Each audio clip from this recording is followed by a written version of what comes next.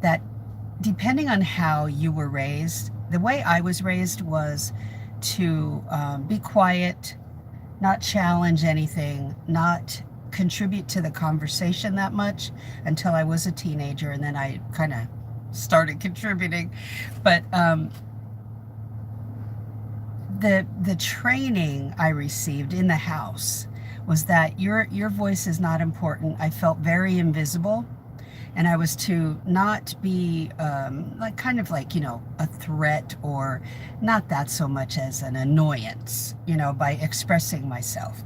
And it didn't have to be like negative expression. It could just be my opinion, and it was put down, squashed down. So you grow into a teenager, and maybe you can relate to this, and you're not going to ruffle feathers unless you are a ruffler of feathers.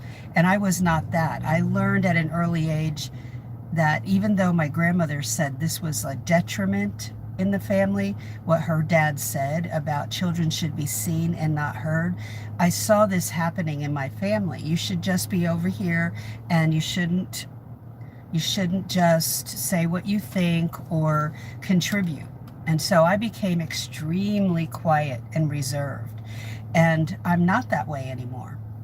But I had to learn how to contribute without being ticked off, because my voice had been suppressed for so long. So we can take this into the legal workplace and let others push us around. It could be coworkers, it could be the employer. There's no need for that. There's no need to not have boundaries. You have to have boundaries in order to have peace and contentment.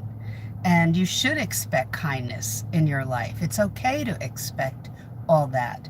So the lack of trust that we have in the gifts and strengths that we've been given. And I've had a friend tell me, when I told her, you have incredible gifts and strengths in you. And she was like, I don't even know what that means. Like, how do I have that? I said, because you've been given that. God's given those gifts and strengths to you. He has a plan for your life. He has a purpose for your life. And a lot of us growing up never realized that. I certainly didn't. And so when you deviate from a box that people have put you in, and sometimes an employer tries to do this to you, you can feel oppressed. And while we want to do a good job, you can also be happy at your job, as in the legal workplace, no matter where you end up.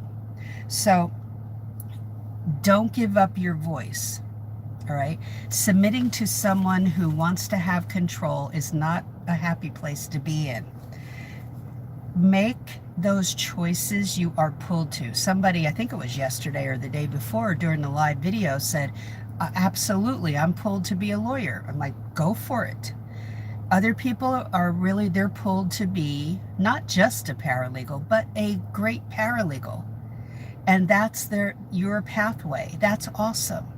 So you have to learn some things before you start putting your resume and cover letter out there, and do it correctly.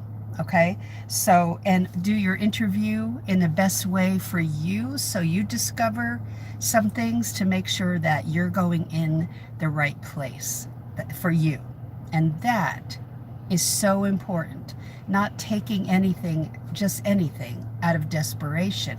And I have felt desperation in my own life, where I needed a job and I was ready to take anything.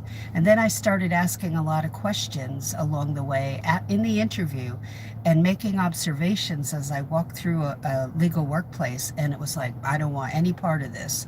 So I had an opportunity, gosh, this was over 10 years ago, to teach a webinar. I got approached to teach a webinar. I was approached by a big webinar company, and I was scared and doubting. But I thought, what have I got to lose? I'm going to be embarrassed. I think I can do this. I was already giving a lot of advice in an old Yahoo group I was in. So they had picked up on this and said, why don't you teach a class for us? So I prepared various topic, and I already prepared it, and I'm ready to go. And I did it. And I thought, this is something I must do for myself. I must do this. It feels like a barrier to get over, and that's what some of this will feel like for you. And it was successful, And it was not like this perfect thing I did, but I put a lot of effort into it. And when you put a lot of effort into how you get into this field, and you take the steps that I teach you in different videos, and more coming, intensives, I call them, will be an hour long, and you will have time to ask questions.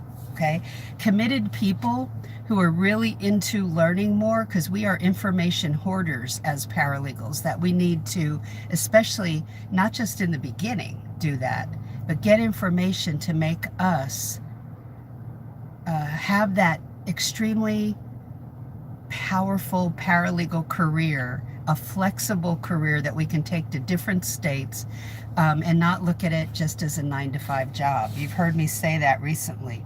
So your personal responsibility to how you do this is very important. Boundaries are number one. Don't listen to all the naysayers or people that are putting you down because of something you're being pulled to. Don't let that happen.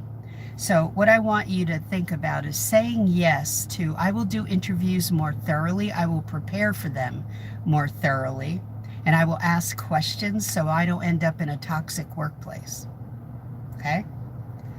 Where they will push you around. And that means coworkers too. I will believe in the gifts and strengths that I've been given and utilize them to the maximum wherever I work, and build a successful paralegal career. You can do that. And I will push forward in spite of doubt and fear. I won't let that stop me. So there's something greater for you around the corner. Believe in that. He has something really great for you. But the comfort zone isn't going to get you there. Being uncomfortable, that's going to happen. And you have to push forward in spite of the doubt and the fear. It wasn't easy for any of us. And we all entered in with zero experience. All of us. Unless the rare person had an internship. But most of us did not. Even today, most people don't have internships. But some do. But that's so, if all of us got in without experience, and even recently, I had a student, I have to share this, one of my students just last week sent out an incredible amount of cover letters and resumes based on how I taught her, and had 4 offers. Does that happen for everybody? No, there's no guarantees in life. But she had 4 offers. 3 were bona fide.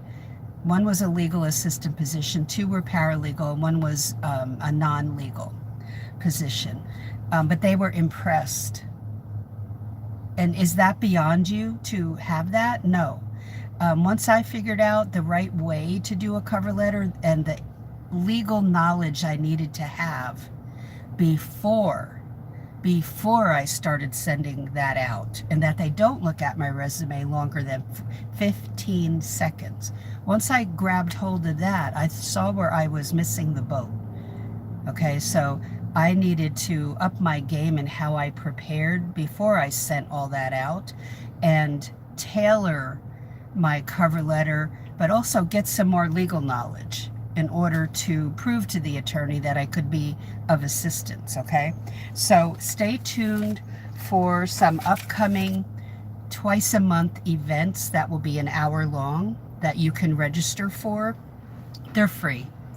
And eventually, because I'm putting all this together right now, I will have an event where it's a 3-day, I'm looking at a 3-day, not a 5-day, intensive once a month. And then you can join that. And the people who are committed will be there for the whole 3 days and go through every day of it. It will be an hour a day. Okay, don't know the time yet. Usually it'll be in the evening at 7-ish Eastern time. That's when I'm putting all the information together so that then you can ask questions and then you can dive in deeper and figure out like those things that are bothering you. You'll be able to have that answered for you by me. And I know it'll be helpful to you. So have a great day, and I'll talk to you in the next video. Bye.